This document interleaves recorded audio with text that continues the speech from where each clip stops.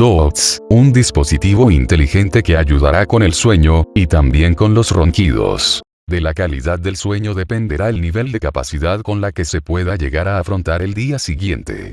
A día de hoy, existen una serie de soluciones que buscan que las personas puedan conseguir un sueño reparador, aunque desde Dotspin pretenden sacar al mercado un dispositivo inteligente que trata de ser la alternativa más segura para la salud y la economía al uso de pastillas y de costosas terapias con profesionales. Dots trae una serie de funciones con las que ayudará con la conciliación con un sueño reparador, incluyendo la emisión de pulsaciones a través de la tecnología NeuroWave, el uso de una luz guía para guiar la respiración hasta llegar a un ritmo más pausado, la reproducción de sonidos relajantes, e incluso la proyección de una luz azul suave, entre otras. Pero además, este dispositivo también pretende ayudar a las personas que sufren de problemas con los ronquidos, para lo que tendrán que colocar el dispositivo debajo de la barbilla cada vez que vayan a dormir. Los sensores instalados en Dots detectarán sus ronquidos y rastrearán sus estados de sueño.